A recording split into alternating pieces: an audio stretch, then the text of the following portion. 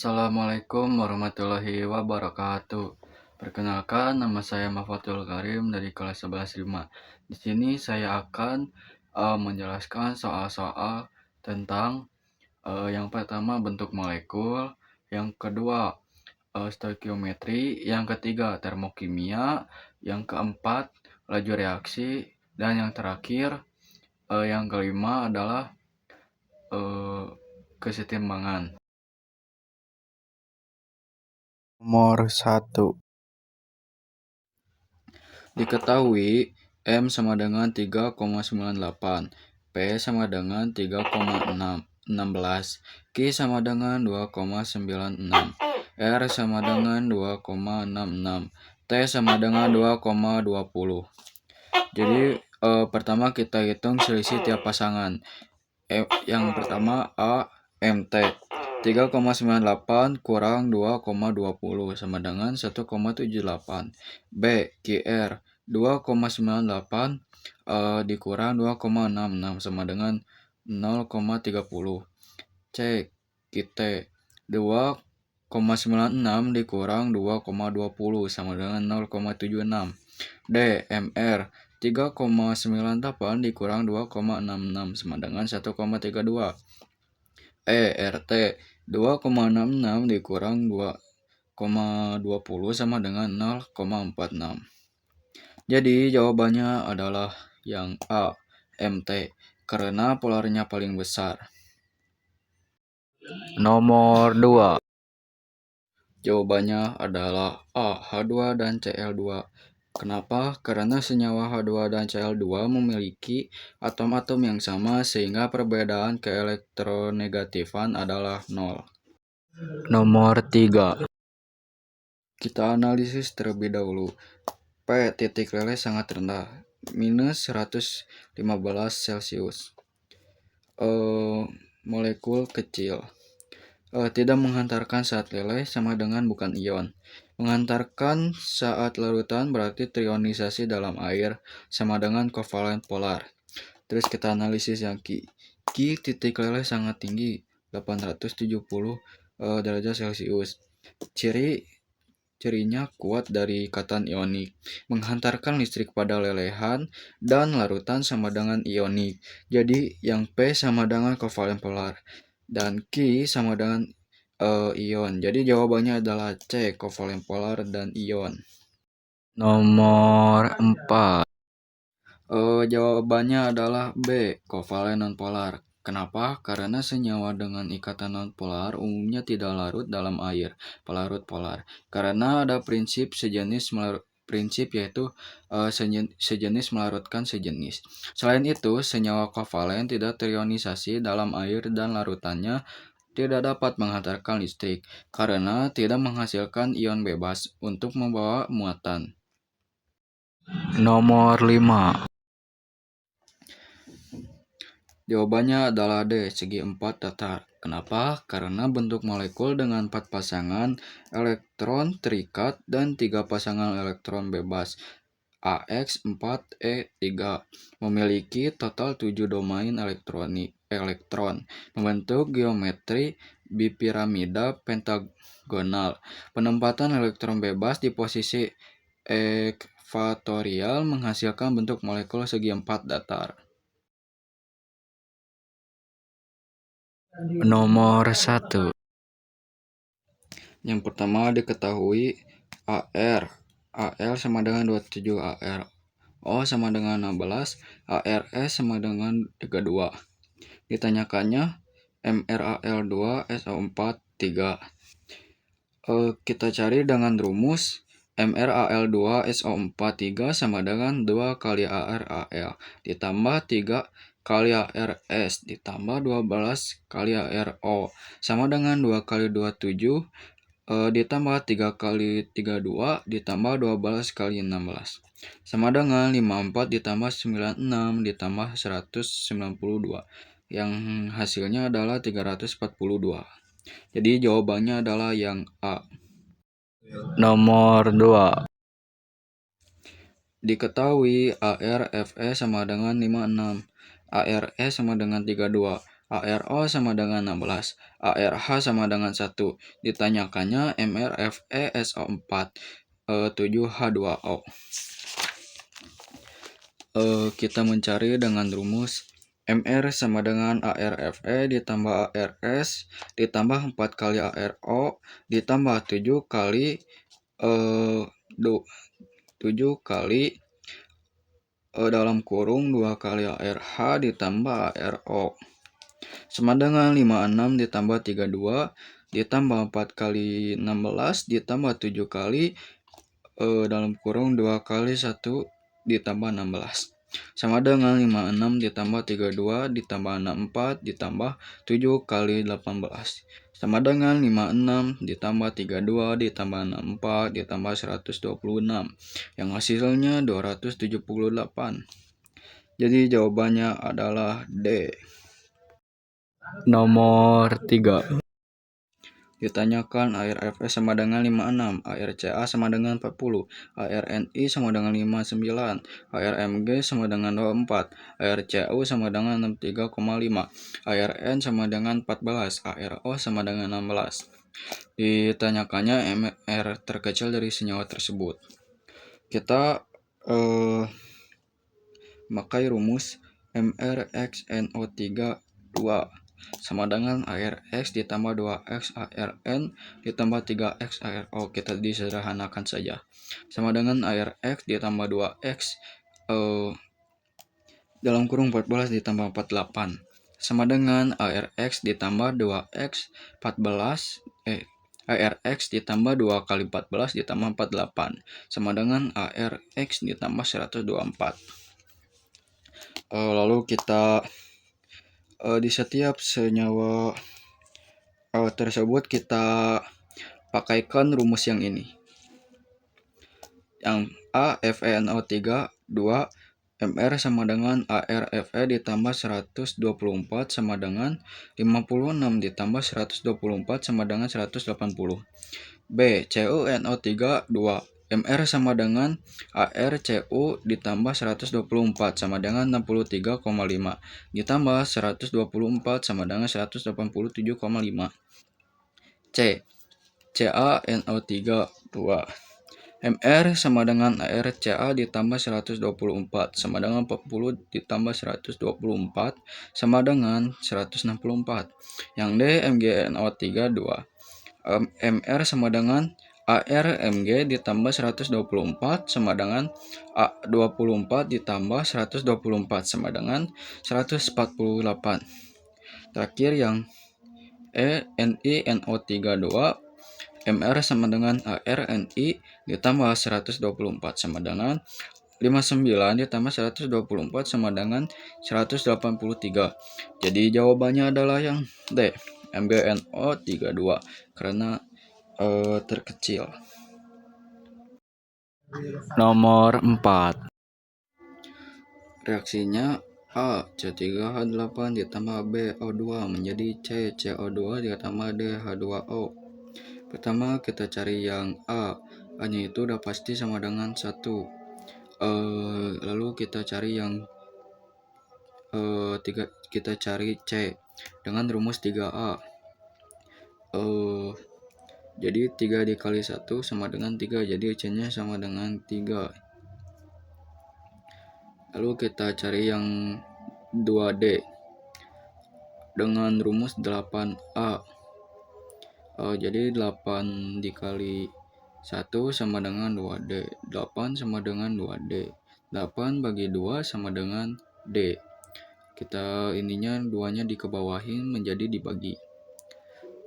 Yang hasilnya 4 sama dengan D, jadi D-nya sama dengan 4. Lalu kita cari yang 2B. 2B sama dengan 2C ditambah D. 2B sama dengan 2 dikali 3 ditambah 4.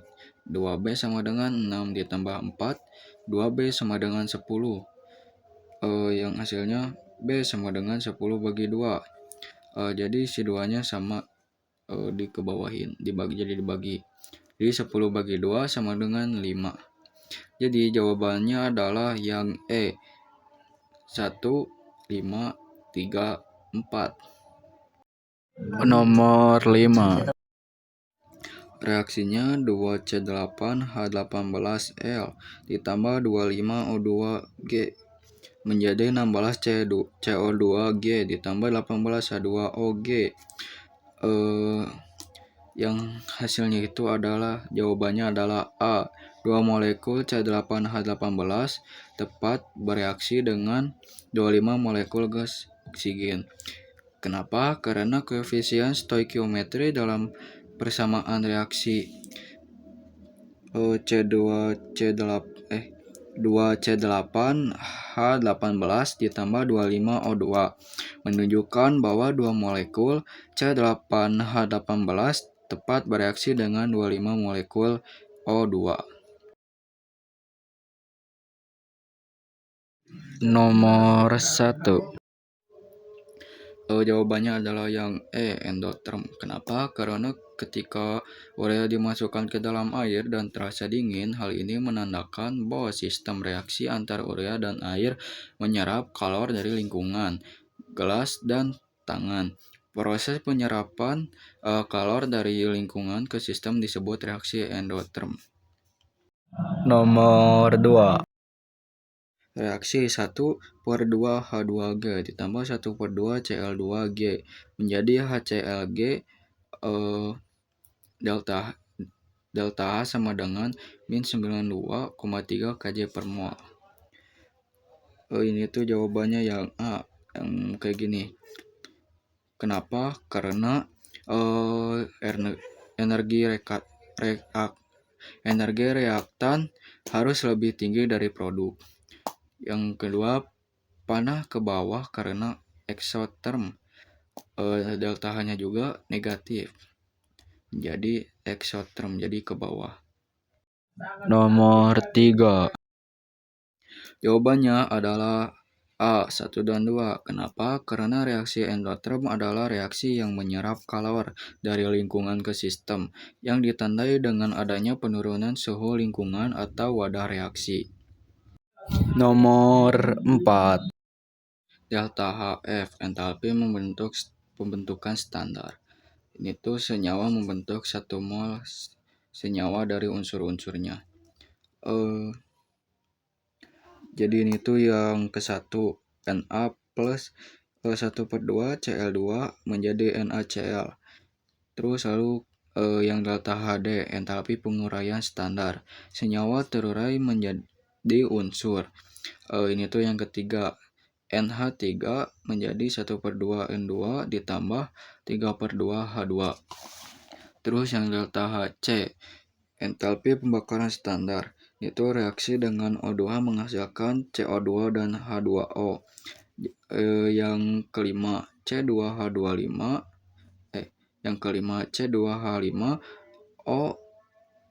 OH ditambah O2 menjadi CO2 ditambah H2O. Jadi jawabannya adalah C, 1, 3, dan 5. Nomor 5. Delta F, entalpi pembentuk standar. Perubahan entalpi saat pembentuk 1 mol senyawa dari unsur-unsurnya dalam keadaan standar. Itu yang ketiga, C tambah 2H2 menjadi CH4. Delta HD-nya entalpi penguraian standar. Perubahan entalpi saat penguraian 1 mol senyawa menjadi unsur-unsurnya dalam keadaan standar. Itu yang kelima, HBr menjadi 1/2 H2 ditambah 1/2 Br2. Delta HC-nya entalpi pembakaran standar. Ini tuh perubahan entalpi saat pembakaran sempurna 1 mol senyawa dengan oksigen dalam keadaan standar. Itu yang ke-1, CH3OH ditambah O2 menjadi CO2H2O. Nomor 1. Jawabannya adalah C, penambahan konsentrasi AB tiap satuan waktu. Karena A tambah B menjadi AB adalah pertumbuhan konsentrasi produk atau penurunan konsentrasi reaktan per satuan waktu. Nomor 2. Pertama-tama diketahui T sama dengan OS. T sama dengan 15S, T sama dengan 30S. V sama dengan 0 ml, sama dengan V sama dengan 40 ml, V sama dengan 80 ml. Ini tuh T1, T2, T3. Ini V1, V2, V3. Terus kita hitung laju rata-rata dari 0 sampai 30 detik. Dengan rumus laju sama dengan V3 kurang V1 bagi T3. Yang hasilnya sama dengan 80 dikurang 0 dibagi 30. Yang hasilnya sama dengan 2,67 ml per detik. Jadi jawabannya adalah C, 2,67 ml per detik. Nomor 3. Jawabannya adalah D, 2/4. Karena pada percobaan 2 dan 4, konsentrasi HCl berbeda, 2M pada percobaan 2 dan 1M pada percobaan 4. Suhunya sama 27 derajat Celcius pada percobaan 2 dan 4. Luas permukaannya sama, ukuran pualam simbol bulatan putih terlihat sama pada percobaan 2 dan 4. Oleh karena itu, perbandingan antara percobaan 2 dan 4 mengisolasi pengaruh konsentrasi terhadap laju reaksi. Nomor 4. Jawabannya adalah A, 1 dan 2. Karena pada gambar 1 dan 2, konsentrasi H2SO4 sama 1M dan suhu sama 28 derajat Celcius. Massa Zn 4 gram dan volume H2SO4 20 ml juga sama. Satu-satunya perbedaan terlihat adalah bentuk Zn yang dimasukkan. Luas permukaan sentuh Zn pada gambar 2 tampak lebih kecil atau berbentuk serbuk dibandingkan gambar 1 yang menghasilkan waktu reaksi lebih cepat. Nomor 5. Jawabannya adalah D, luas permukaan. Karena percobaan 1 dan 3 menggunakan massa A, konsentrasi dan suhu yang sama, satu-satunya variabel yang sama.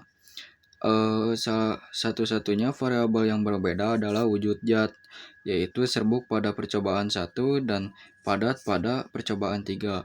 Waktu reaksi untuk serbuk adalah 8 detik, lebih cepat dibanding padat, yaitu 5 detik, menunjukkan laju reaksi dipengaruhi oleh perbedaan luas permukaan antara serbuk dan padat. Nomor 1. Yang ke-1, jawabannya adalah D, reaksi terus berlangsung kedua arah yang berlawanan secara mikroskop.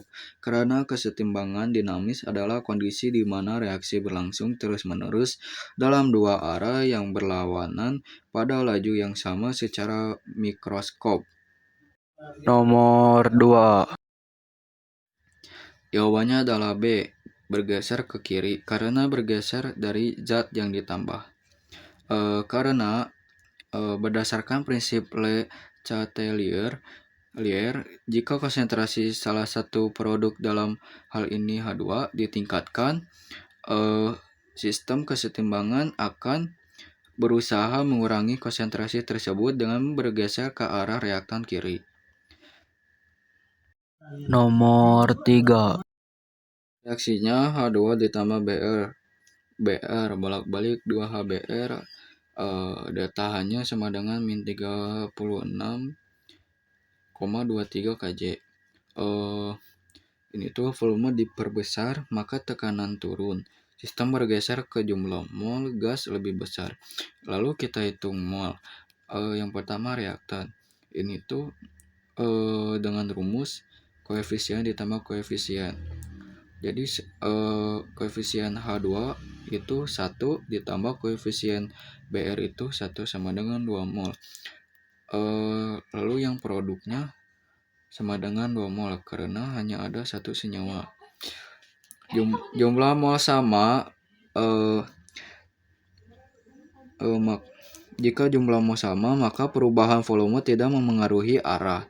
Jadi jawabannya adalah D, tetap karena jumlah mol per reaksi sama dengan jumlah mol produksi. Nomor 4.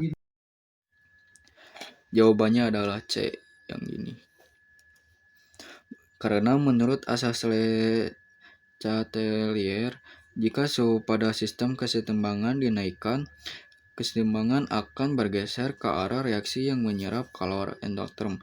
Dalam hal ini, kesetimbangan bergeser ke kanan, yang berarti jumlah produk HI akan meningkat, dan jumlah reaksi H2 dan I2 akan berkurang. Nomor 5. Reaksinya PCl3G ditambah Cl2G bolak-balik PCl5G. Ini tuh tekanan diperbesar, maka sistem bergeser ke arah jumlah mol gas lebih sedikit. Lalu kita hitung mol. Reaktan sama dengan 1 mol PCl3 ditambah 1 mol Cl2 sama dengan 2 mol. Lalu kita hitung mol yang produk sama dengan PCl5 sama dengan 1 mol.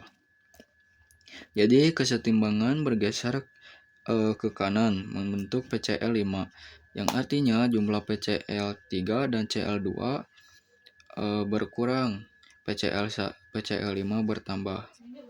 Jadi jawabannya yang B. Sekian dari saya, maaf apabila ada salah atau yang kurang. Terima kasih. Wassalamualaikum warahmatullahi wabarakatuh. Yeah, Bobby Valentino.